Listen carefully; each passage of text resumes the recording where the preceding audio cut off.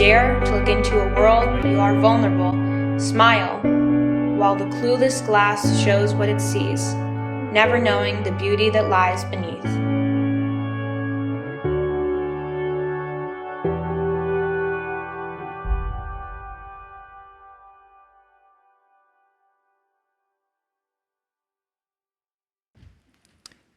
It's July 17th, 2021, and 100 kids are assembling in the harbor in Santa Barbara, California. With towels in hand, they exit their parents' cars and make their way into the marina and onto the boats. Their sunscreen is still fresh as the morning fog begins to dissipate. The 12 boats they depart on are stacked with stand-up and prone paddleboards, and their parents wave goodbye as the fleet leaves the harbor. These kids are a community, and by the end of the day, they will have raised $42,000. And when they land on the beach at the end of their paddle, there will be a party of 300 people with food, music, warm towels, and proud parents. This paddle, this money, all for one of their peers who has been diagnosed with cancer. Now, a little backstory. The Keiki Paddle is the youth arm of the nonprofit, the Friendship Paddle. Both paddles are 100% volunteer-based, and all of the fundraising proceeds go to the selected honorees. These paddles serve the same mission to provide emotional and financial support for someone in our community with a life-threatening illness. In short, the Friendship Paddle organizes for one adult, and the Keiki Paddle paddles for one kid. But what is unique about the Keiki Paddle is that it is also organized by kids. And my role over the last half-decade has been to guide a group of teenagers known as the Keiki Board to select an honoree, tell their story, host events, design apparel, actively fundraise, generate signups, and create a community around one person. The reason the Keiki Paddle has had so much success in bringing together our community is because it has one purpose. That purpose to share the love of 100 paddlers and thousands of donors with one honoree. Community organizing can take many forms, from rallies to potlucks, marches to paddles, to sit-ins. But the best way to organize a successful rally or even a bake sale is by giving the community one purpose to act for, one vision to look to, and one person to rally around. Over the last 14 years, the Keiki Paddle has each year on average raised $30,000 to $40,000 for each honoree. And a community of kids have each year paddled around 10 miles down the coast. These kids have braved open ocean, fog, currents, yes, a few shark encounters, don't tell their parents. And they've done it all for someone they might not even know. Yet the message of "I am paddling to raise money to help you" has always hit the mark. See, I have firsthand experience of being on the receiving side of this love. In 2006, when I was 12, my mom was gravely ill with cancer.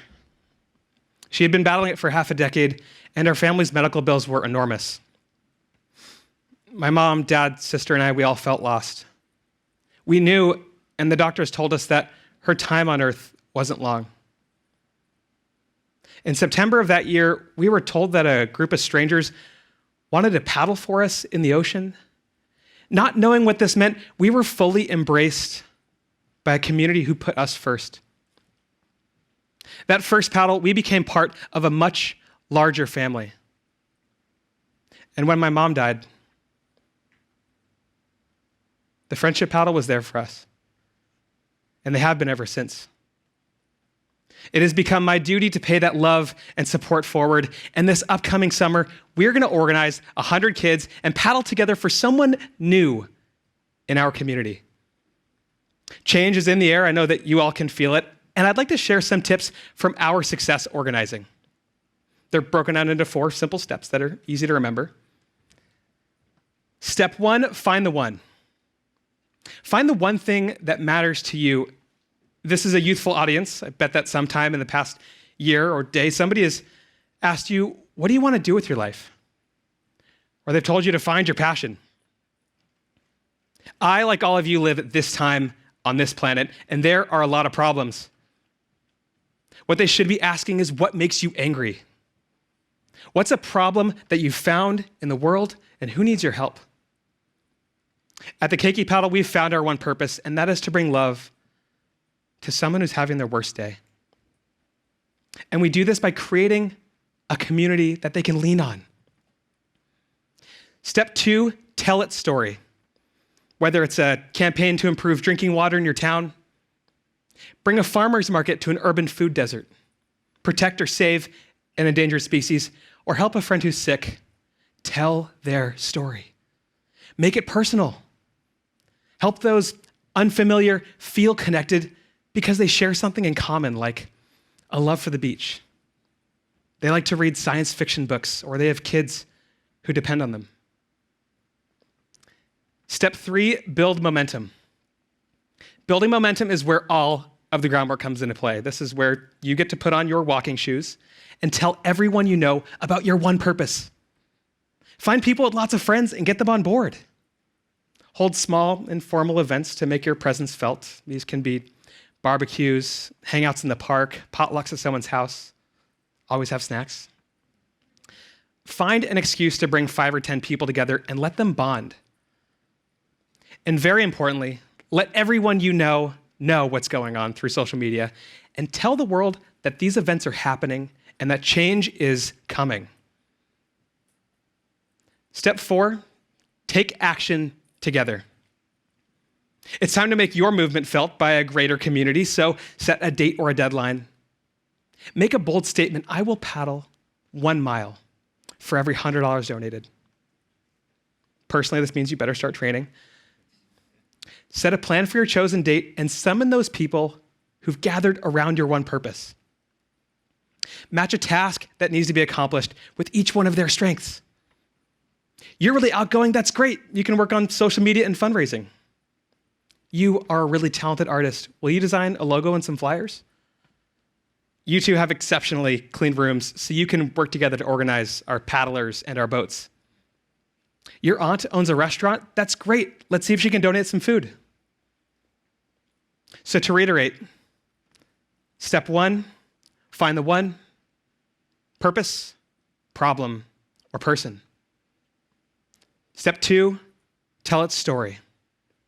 Step 3, build momentum. And step 4, take action together. See, some problems are too big to solve on our own, and that is exactly what community is for. Don't be afraid to ask for help. There's an old proverb: if you want to go fast, go alone. If you want to go far, go together. If any of you out there have an idea that you're passionate about, or you're concerned about a problem that matters, find the core of that idea and build a community around it. Tell its story, build momentum, take action, and make it matter to those around you. Thank you.